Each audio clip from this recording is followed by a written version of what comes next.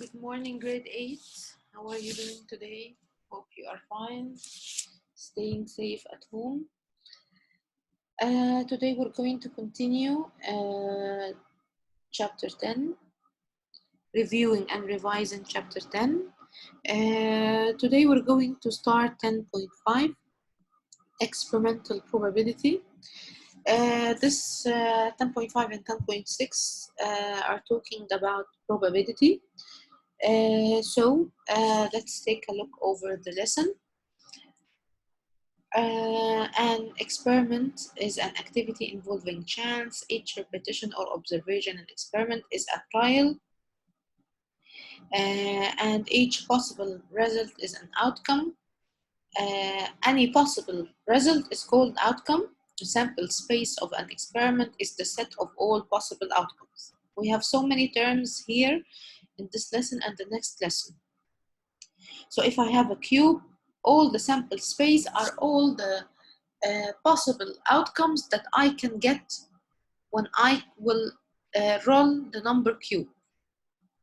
When I will toss a coin, the sample space will be head and tail because I have only two outcomes when I will toss a coin. It will be head or tail. The sample space here, when I will spin a game, it will be four colors, which is green, blue, red, and yellow. And we answered some questions for this one. Here we learn that an event is an outcome or set of outcomes. Probability is the measure of how likely an event is to occur. Probability is the measure of how likely an event is to occur. Probabilities are written as fractions or decimals from 0 to 1. Okay, so if it is impossible to happen, it is called impossible, and it is 0%. Events with a probability of 0%. For example, if I have here a number cube, it is impossible to get an outcome of 7 because all the sample space is from 1 to 6. So it is impossible to get an outcome of 7. So it is impossible. Okay. I have the opposite of impossible is certain, 100%. Events with a probability of 100% always happen. For example, if I have a group of red balls and I will choose a ball from the red balls, so it is certain that I'm going to choose a red balls because I don't have except the red balls. If I will tell you what is the probability of choosing a red ball, it will be certain because all the balls are red. So of course I will choose a red ball. Okay, 50% is 50-50. Events with a probability of 50% have the same chance of happening as not. I have next unlikely and likely. Unlikely, I don't know, but I feel it is impossible. Likely, I don't know, but I feel it is certain. It goes more to certain. Unlikely, I don't know, but it goes more to impossible.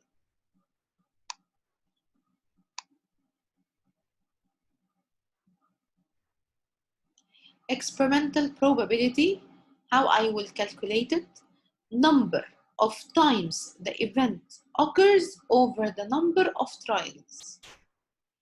Number of times the event occurs over the number of trials. Again, number of times the event occurs over the number of trials. Okay. For example, if I have here an experiment consists of spinning a spinner, I'm spinning a spinner. So when I spin the spinner, I got red 7 times. I got blue 8 times. I got green 5 times. Girls, give me 1 minute. I will answer the phone. I will come back. I'm back, girls.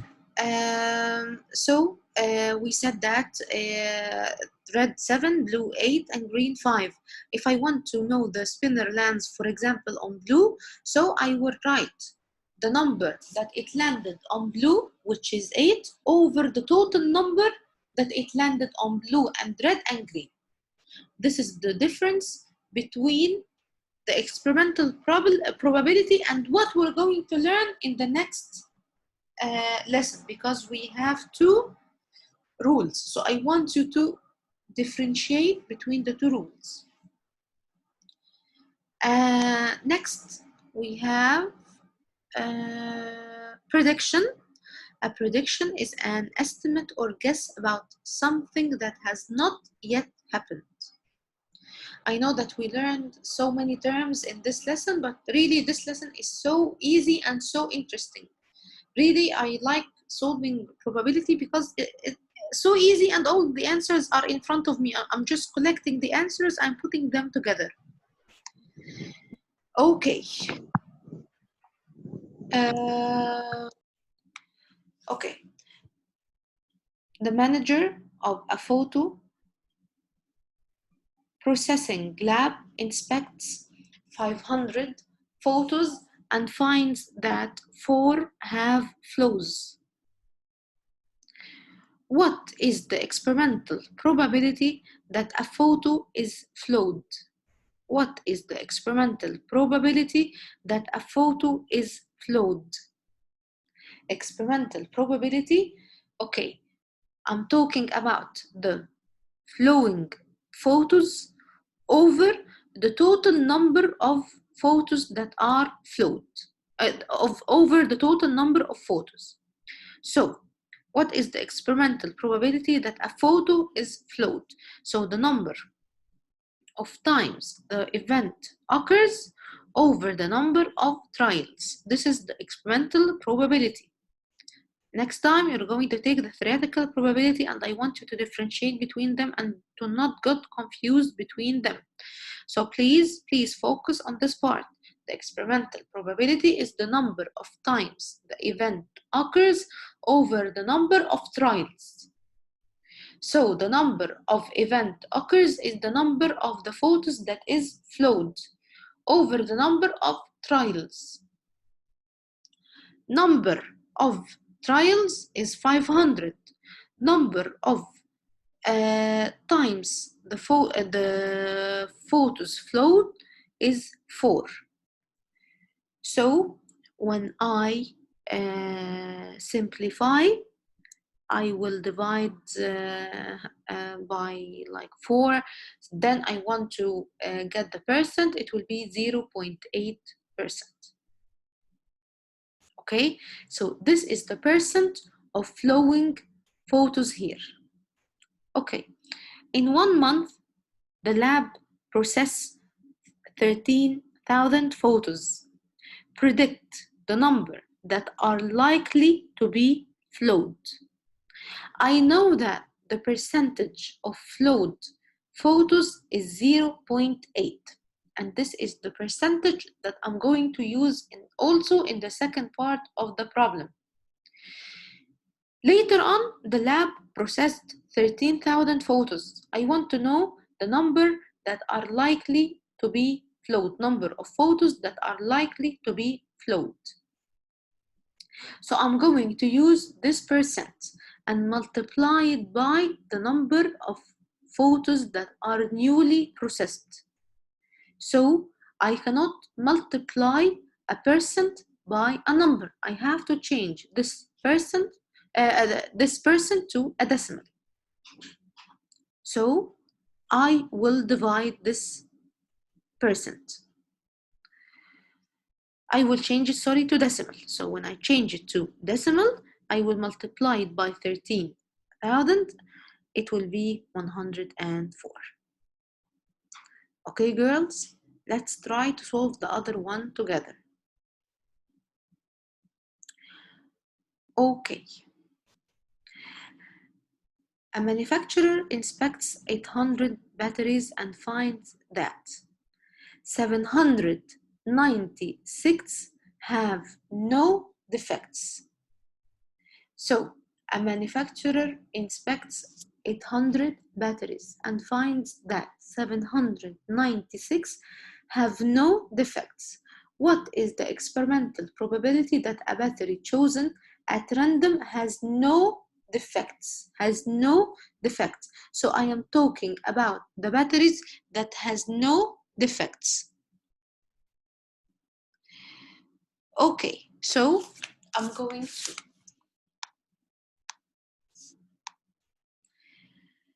talking about when I am calculating the experimental probability, I will write the number of times the event occurs over the number of trials.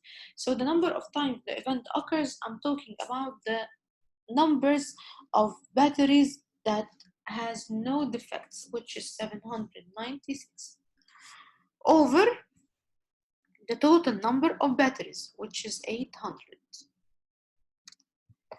When you divide both numbers,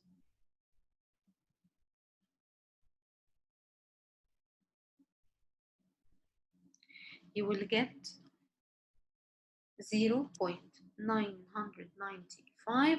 When you want to change it to decimal, it will be 99.5. And when you want to change it to percent, it will be 99.5%. So the percent of batteries that has no defects are 99.5%. Okay, girls? Okay. There are 25,000 batteries in storage. How many batteries are likely to have no defects? There are 25,000 batteries in storage. How many batteries are likely to have no defects? So now I know that 0.995 is the amount or the decimal number or the percent, which is 99.5, that batteries that has no defect. I will choose this number and multiply it by the whole number here to get the number of batteries for the new amount of numbers. This percent is constant, okay? This is the constant percent for the batteries that has no defect. I will choose it for whatever the number that I have. This percent is constant for whatever the number of batteries that I want to know. I will use this percent, or corresponding to it, this decimal. If they will give me 25,000, I will use it. If they will give me whatever million, I will use it. Okay, I have this percent. Whatever the number they will give me, I will multiply with this number to know the batteries that have no defect. Of course, I will not use the percent, I will use the decimal. Okay, so I will multiply 0.995 by 25,000.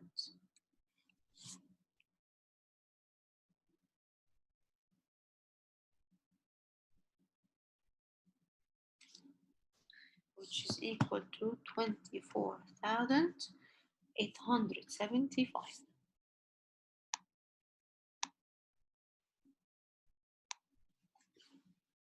Do not use the percent, use the decimal, because I cannot multiply a percent by a number. I will multiply a decimal by a number. Okay, girls? And as we learned, where I can't remember it, but whenever I want to know this percent represents how many or how much from a number, I change it to decimal, then I multiply from the total number. Okay, 17. Another storage area holds 50,000 batteries. How many batteries are likely to have a defect. We are talking from the beginning about the batteries that have no defects. We are talking from the beginning about batteries that have no defects. But now they are asking me about batteries that have a defect. What do you think we're going to do? I will give you 1 minute to think what we're going to do, and you can tell me your answer or your thought about what you're going to do, and then I will write my answer.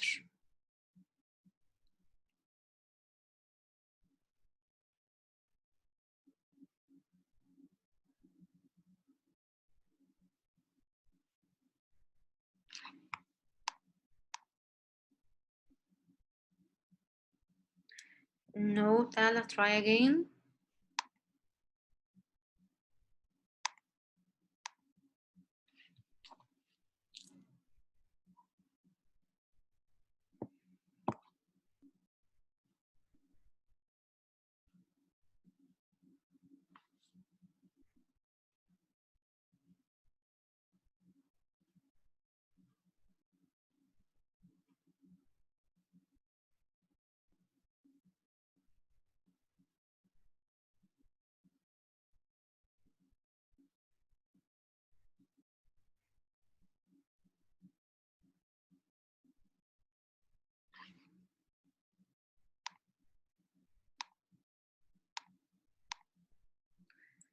We will subtract. Subtract what, Aya?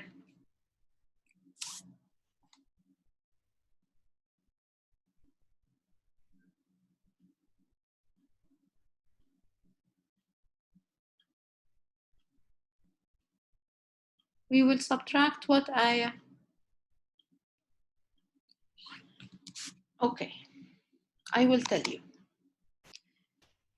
Let's read again the head of the question. A manufacturer inspects 800 batteries and finds that 796 have no defects.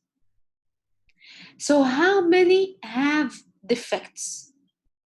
If 796 have defects, so how many have defects?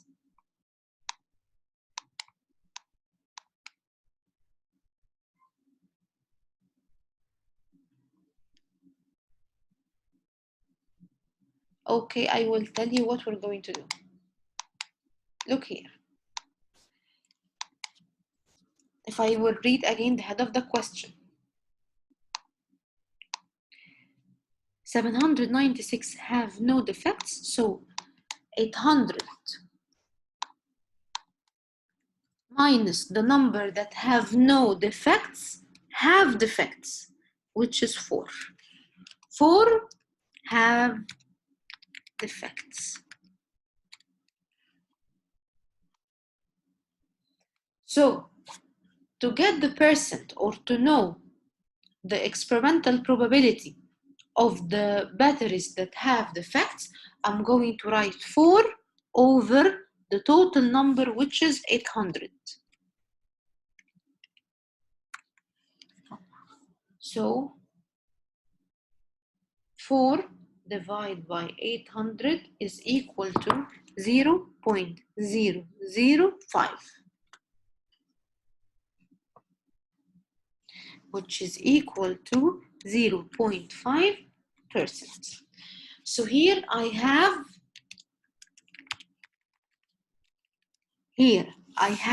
the percent of batteries that have defects. Okay? Okay. Let's go back to question 17. Another storage area holds 50 batteries, 50,000 batteries. How many batteries are likely to have a defect? Okay.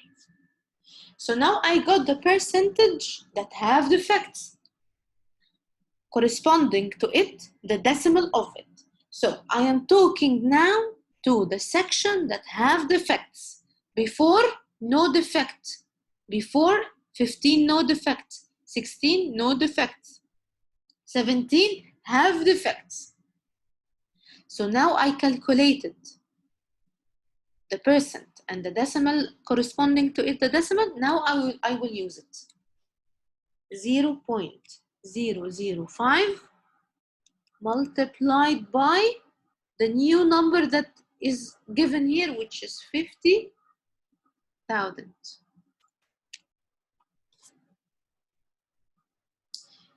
So if I'm going to multiply 0.005 times 50,000, it is equal to 250. Okay, girls? Quickly, I'm going to repeat it.